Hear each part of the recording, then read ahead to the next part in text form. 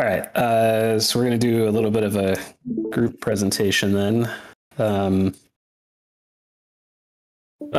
So Artur and Peter and I and Aaron and Javiera kind of joined in time to time. We made a game that was inspired by the gung-ho attitude of this YouTube guy, Danny, that Artur introduced us to. If you haven't seen his videos on YouTube, check them out. They're hilarious. They're a little not work appropriate, but on your own time. They're pretty funny. So we made a game where you play as a character in a 3D world, and you have to pick up these gems and take them back to your side of the map. So there's two sides of the map. This countdown timer that says hide your stuff. You have like a moment in the beginning where you have to hide all your gems on your side, and then kind of the curtain comes down and you can run to the other side of the map and steal other people's gems and bring them to your side. And at the end of the match, the team with the most gems wins, and that is the game. And I figured I would let Peter and Artur give a demo of it now. And just say when. I did it. Okay. It's ready. I will show some other character at Harris. Yeah. So, are we connected, Artur? Do you know? Yes, I think so. Okay, so yeah. In this stage, I am trying to hide all of my stuff on the map. Ah, dang it. Let's just... Oh, we punched each other. Maybe I will wait until he grabs some of the diamonds. Oh, gosh. Yeah, so you can take them. Oh.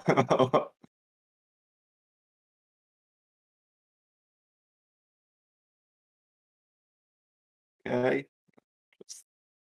This reminds me of one of my favorite mini games in Diddy Kong Racing on N64, the one where you steal the eggs from each other. Oh. And for me, it reminds me old Atari game Spy vs. Spy. I'm not sure if you know what game I'm talking about. Send it. It could be useful. Or you should go walk on a trap. Yeah. Let's. Oh. Yeah, somebody's got to hit a try trap. to go to me right now. Maybe we'll show the traps. Artur can't see them, by the way. Yeah. Yeah. This is one, and the second one is like it slows him down. Oh gosh. Oh. Yeah. Why did you choose the Naruto By the way, we run? got the most important thing. Like you can check on me. When you press T, you can dance. Oh yeah, you can dance. So yeah, this is the most important thing for the game. Only if you want to. So yeah. You can leave your friends behind. Yeah. I will share the screen. We were working as a team with Tomasz and Łukasz. We've created a simple casual type game called Commander Morse, where our task is to defeat few towers, ordering tank by passing him Morse commands as a Morse code. Technologies we've used. If it goes to Beamable, we've used, of course, login flow, leaderboards flow, and bus system. Especially those last second I've mentioned. I was more curious about how does it look like to work with them, because I was involved by myself with them. We've also used custom content types where we were publishing some config files just to test possibility to config game from backend side. If it goes to Unity technologies, we've used also navmesh and tilemaps. I will show the game. Here you see we've got the leaderboards. What was used here, what we see is a bus system. Using bus system worked almost like a charm. It was a few minutes. It took a few minutes for us to adapt colors and in general styles for the windows. As you see, all is quite different as our default prefab, but it's similar. We've got also some instruction window. It uses exact same styles, so it looks like this, and game looks like this. We've got a tank. For debug purposes, we only need to pass only the first letter for an order. For example, we want an attack. To attack, we need to pass an A letter. Oh, and tank reacts and so on and so on. We need to reload. We've got an ammo count. We need to attack another tower and so on and so on. I will let enemies to defeat us.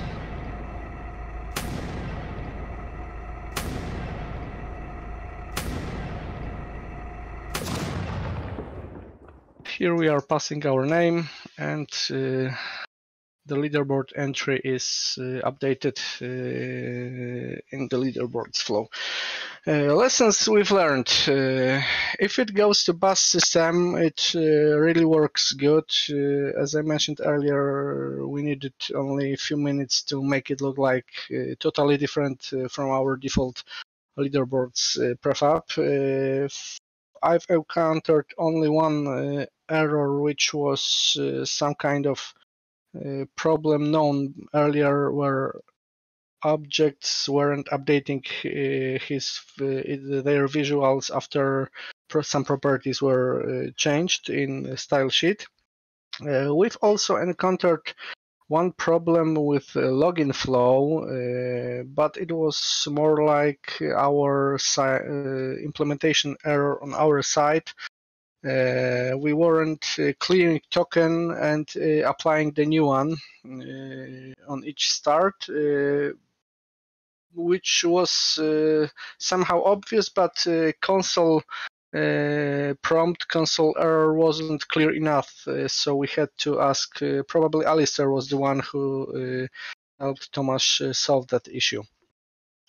What more? I found as I was working, I was creating the new leaderboard prefab and leaderboard flow. I found also one or two things that could be exposed to inspector just to make working with leaderboards flow easier, but it was easy enough to just drag a prefab and configure a leaderboard, and it was working from the scratch.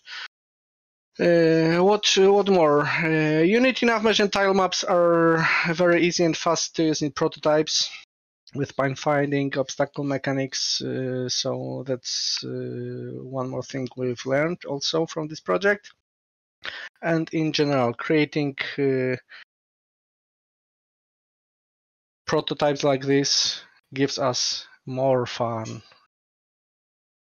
And in general, that's all. We've provided the APK build. Tomasz uploaded it probably to the Google Store on the internal test track. So if anyone would like to try your Morse code skills, do not hesitate to try.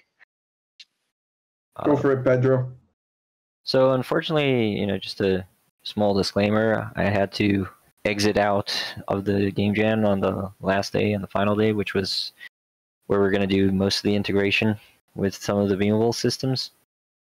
So that was kind of a bummer for us, but let me share my screen here and show what we did, what the game was supposed to be like, essentially, and what was the intended use of Beamable here, and why we thought it was achievable. So the gist of the game, I won't really go into detail on what the game is fully about, but the idea is it's a puzzle game. So there's these tile-based puzzles where you have three different types of characters: a character that doesn't do anything, a character that breaks walls, and a character that teleports other characters past walls. They have fixed movement over the tile grid. Each tile defines which direction each character moves. And eventually, inside the tiles, you can actually find an item that allows you to swap tiles. So you can make changes to the map based on the characters that you're sending through to walk. So most of that is actually done. I didn't actually have the time to do any level design, so unfortunately the puzzle isn't really cool, but it illustrates what the game is supposed to be. So you have a character that starts walking, it finds an item, you get to choose some tile to swap, right? And then you can decide which tiles to swap. So if I swap this one, right, and then the character follows the arrows, essentially. And the point is to get at least one character to the victory point. And then the other characters are automated here, and they're just walking, because this was the test version that I was using. And since you got one character to the end, you actually won and you beat the puzzle, right? So the concept is that. Unfortunately, I wasn't actually able to get anything. You show the leaderboard, good? Yeah, I'm gonna get to that. So it does connect to the leaderboard. I don't think. If you want to talk about this part, Alistair, because.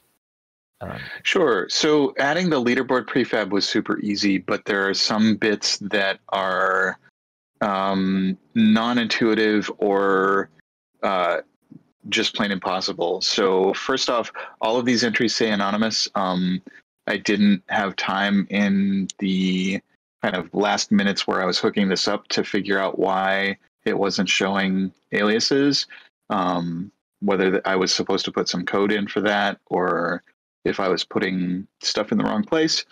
The other thing, and I think is a more important thing that merits a JIRA case, is these scores are times and shorter is better.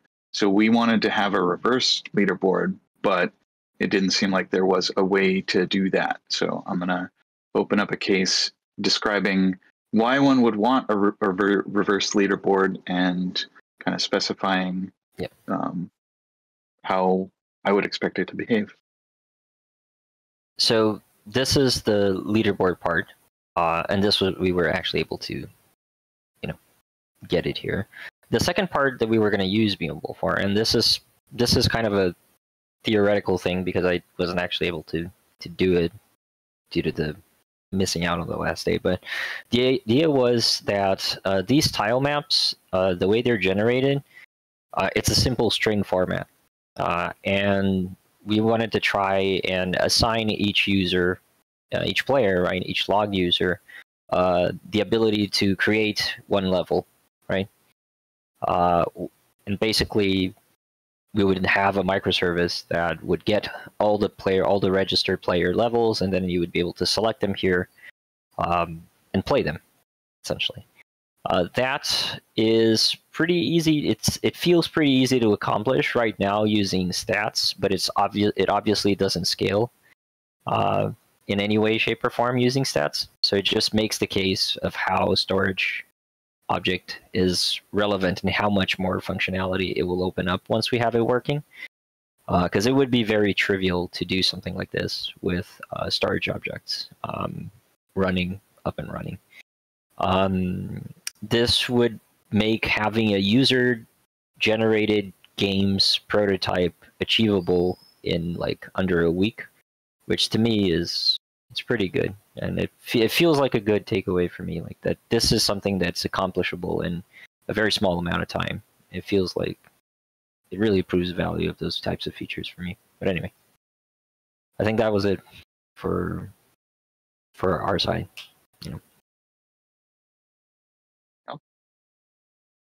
For the characters like drive off this side of the world, like is it like a Lemmings aspect at all? You mean like if they go off here and then yeah, okay, yeah. The idea is you see these arrows here. Yep. Like the idea is that each character has a color, and basically, if there's a colored arrow, it means that that character's color would go in that direction when they walked up through this tile. Got it. And some characters, I'll just swap a different tile just so that you can see what this character does. Like each character does something. The boar will break doors and leave them broken. The mage over there teleports other characters when they bump into him one tile ahead, so it allows them to skip one border. Right. Got it. And that's pretty much the gist of it. Right. It was a bit design heavy. Like in hindsight, being everything, we should probably have aimed for just 2 characters. I did waste a little bit of time in trying to implement the 3rd character. We probably could have been able we probably could have not done that from the get-go. But it feels like it felt accomplishable by using the feature set that we had. And I think that's a good thing.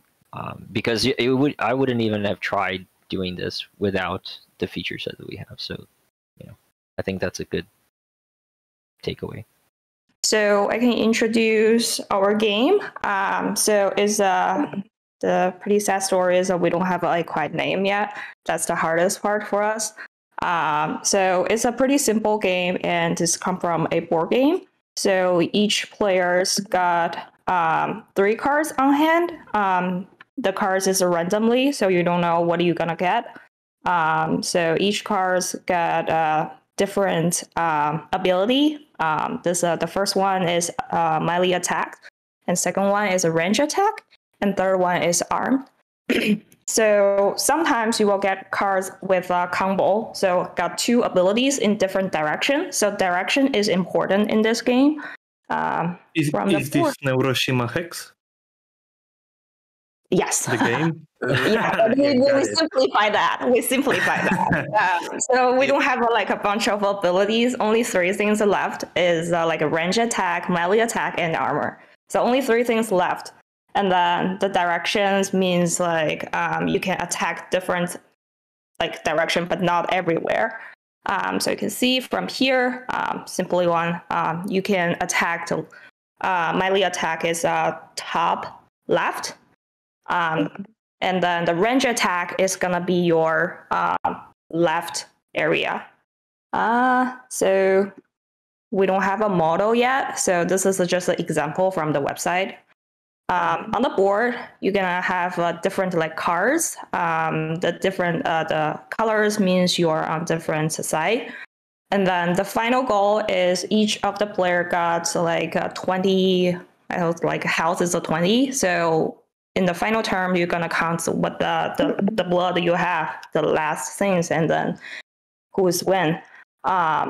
So in each term, you can choose to display your card on the board, or discard this card, or you can save this card for next turn. So here is the basic the playing board. You can turn end means okay, I'm gonna discard it, or I won't move it. So next turn, if you save 1 card, you only can draw 2 cards. And though we have a surrender, if you say, okay, I won't win, so just surrender. So this is the art design for our games, because we only have 3. Actually, the real dates is 3 days, and then we all go to the vacation. So it's not much of things we do for the art part. So this is what I designed. It's a star match. We got information page. So later on, Camille and Justin gonna introduce our core mechanic in Unity. And then when you are matching, it's gonna look like this. There's a matching animation. And then when you are playing, there's 2 players. You can see your enemies, and then levels. And then the game start. And then I designed some ending stuff. It's quite simple, victory, defeat. And then this is information parts. When you click information buttons, you can see the rules all the times. So that's the art parts. I think Camille can introduce the core mechanic. Yes, I can share my screen. Sure. Thanks. Okay. Can you see my screen? Yep. Yes.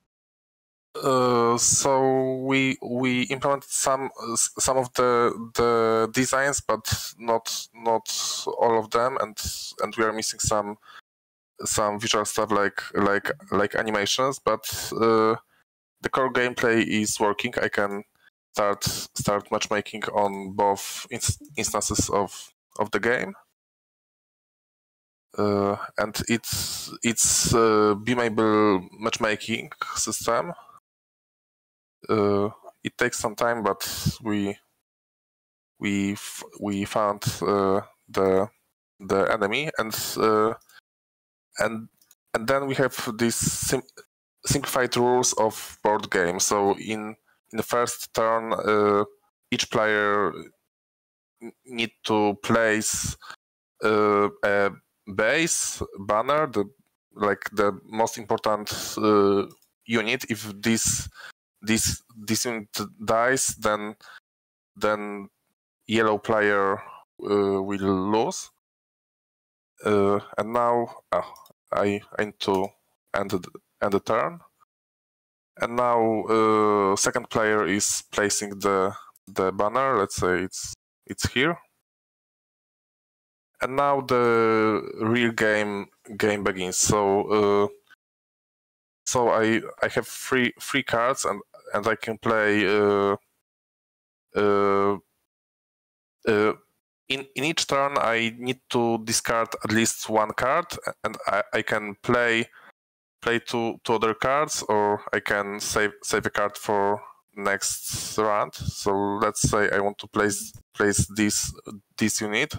It has a range attack icon with three attacks, and the numbers on the card are health, and the yellow number indicates how fast the unit attacks. So if it's higher, then this unit will attack before the units with lower attack speed. I can place it like here to do range attack to the enemy base. And let's say I will place this unit here and discard this one and end my turn.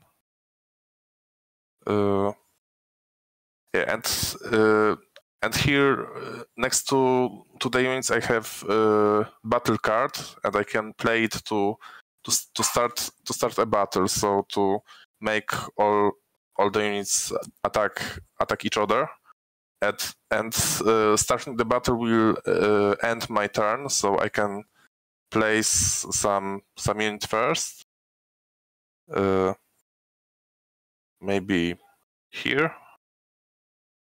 And I want to start a battle. And it will happen instantly because we don't have animations yet. Yeah, but you can see that this unit, I think it attacked this one and made health of this unit lower, and this unit and this unit both attacked the blue player base. So this one with 3 attacks, this one with 1 attack, and the health of the base changed from 12 to 8. And I can discard the last 1 card and end the turn. And the goal is to destroy enemy base. Yeah, I can make this blue player lose.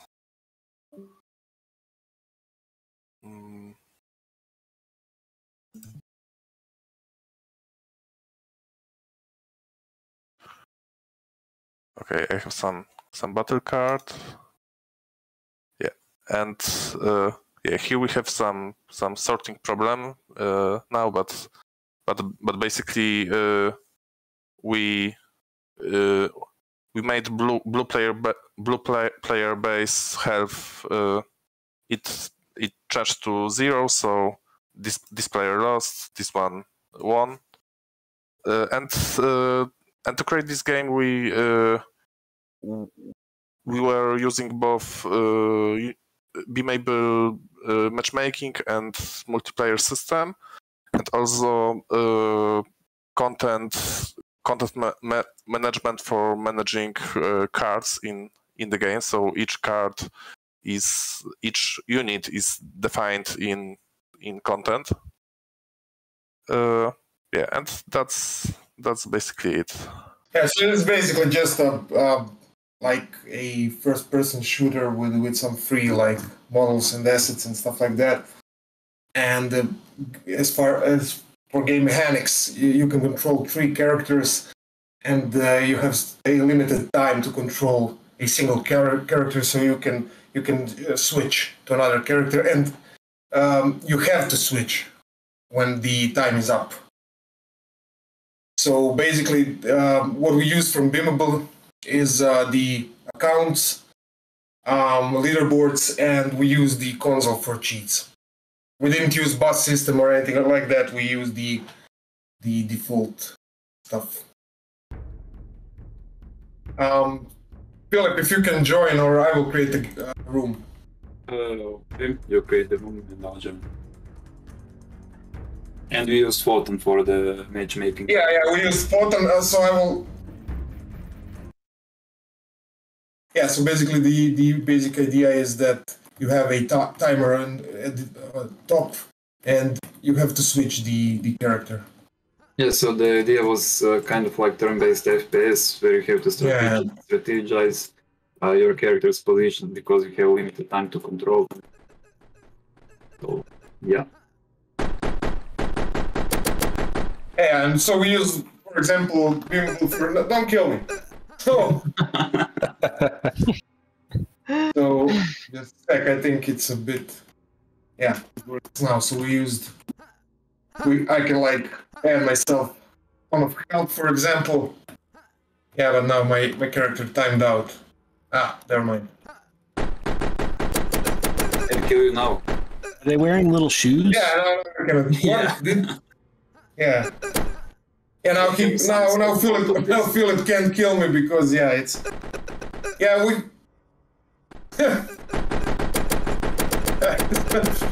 Yeah, this guy is immortal, I think now. I've added like 10,000 health or something like that, so I don't know. Yeah, you have no chance. Can you show me their faces? Yeah.